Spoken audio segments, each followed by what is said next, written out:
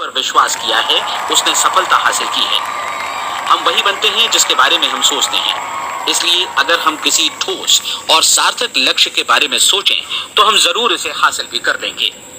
दूसरी ओर वो आदमी जिसके सामने कोई लक्ष्य नहीं है, जिसे नहीं मालूम कि उसे कहां जाना है और जो इसी वजह से संशय, भय, चिंता और परेशानियों में घिरा है, वो वैसा ही हो जाएगा जैसा कि वो सोच रहा है। और अगर ऐसा है कि वो किसी भी चीज के बारे में नहीं सोच रहा है तो वो आदमी कुछ भी नहीं बन पाएगा। आइए अब ये समझें कि ये सारा कुछ कैसे काम करता है, क्यों हम वैसा ही बन जाते हैं जैसा कि हम सोचते हैं। मैं आपको बताता हूं कि ये सारा कुछ क्यों और कैसे होता है। कल्पना कीजिए कि किसान के पास थोड़ी जमीन है, जमीन बड़ी अच्छी और उपजाऊ है। जमीन में क्या बोया जाए ये फैसला पूरी तरह किसान का है, वो जो चाहे बोए, जमीन को इससे कोई मतलब नहीं है। ये ध्यान दीजिए कि मनुष्य का मन भी जमीन के ही समान है, बल्कि हम मानव मन की तुलना में ही जमीन का उदाहरण दे रहे हैं। जमीन की ही तरह मन को भी इस बात से कोई मतलब नहीं है कि आप उसमें कैसे विचार बोते हैं। बस जो कुछ भी इसमें बोया जाएगा वो उसी की फसल आपको वापस लौटाएगा। यही वास्तविकता लागू होती है सकारात्मक और नकारात्मक विचारों के साथ। यदि आप सकारात्मक विचार बोएंगे तो कामयाबी की फसल काटेंगे और यदि नकारात्मक विचार बोएंगे तो नाकामी ही हाथ लगेगी। कल्पना कीजिए कि उस किसान के हाथ में दो तरह के बीज हैं, एक तो किसी अनाज का और दूसरा किसी जहरीले पौधे का।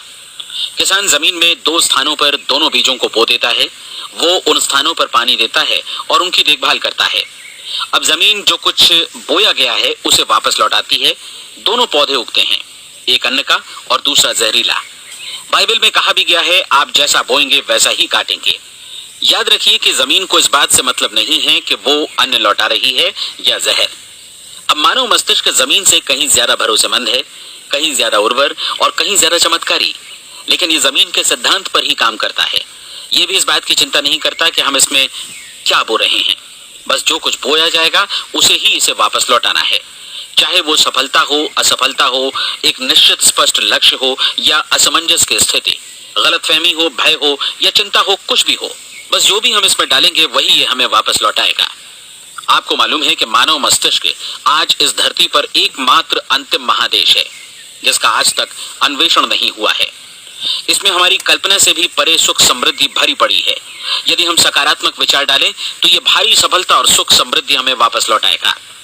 आप कह सकते हैं कि यदि ये सही है तो लोग अपने मस्तिष्क का अधिक इस्तेमाल क्यों नहीं करते। लोगों के पास इसका भी जवाब है।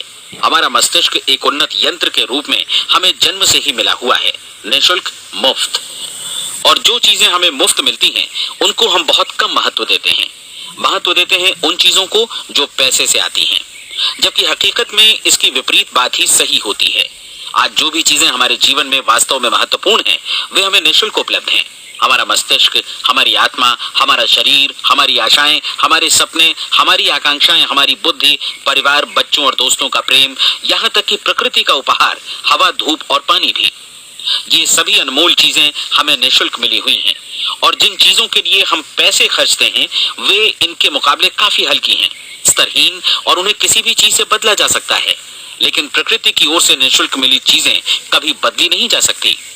और दूसरी बात ये कि मानव मन की शक्तियों का भरपूर उपयोग नहीं हुआ है। मन इतना शक्तिशाली है कि इसे जो भी काम सौंपा जाए कर सकता है, लेकिन आमतौर पर हम बड़े और महत्वपूर्ण कामों के बदले छोटे मोटे कामों के लिए ही इसका इस्तेमाल करते हैं। कई विश्वविद्यालयों ने यह साबित कर दिया है कि हम में से अधिकांश लोग अपनी क्षमता का 10% ही इस्तेमाल करते हैं। हमारी शेष क्षमता यूं ही अनछुई रह जाती है। अब आप फैसला कीजिए कि आपको क्या करना है। अपना लक्ष्य अपने मस्तिष्क रूपी जमीन में बो दीजिए। यह आपके पूरे जीवन का सबसे महत्वपूर्ण फैसला है। आप एक बेहद कामयाब सेल्समैन बनना चाहते हैं, कंपनी के कुशल और सक्रिय कर्मचारी के रूप में जगह जगह जाना चाहते हैं। आपको सिर्फ ये करना है कि इस लक्ष्य रूपी बीज का रोपण अपने दिलो दिमाग में कर लें।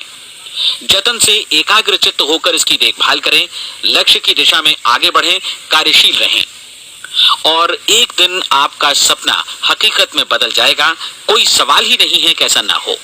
आप समझ लीजिए कि ये प्रकृति के अन्य नियमों की तरह एक नियम है, जैसा सर आइजक न्यूटन का गुरुत्वाकर्षण का नियम है कि यदि आप किसी इमारत की छत से छलांग लगा दें तो आप नीचे ही आएंगे, ऊपर नहीं जा सकते।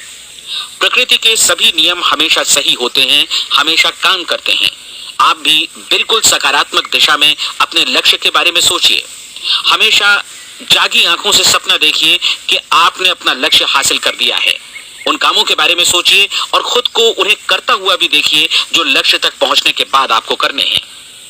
आज हमारे समय के दौर को यदि औषधियों का युग या अल्सर और नर्वस ब्रेकडाउन का युग कहा जाए तो गलत नहीं होगा।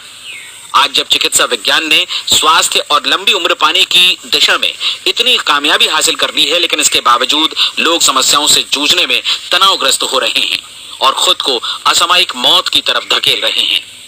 ऐसा इसलिए हो रहा है क्योंकि उन्होंने महान प्राकृतिक नियमों को अपनाना नहीं सीखा, जो हमारे लिए बेहद कारगर और लाभकारी हैं। कृपया अब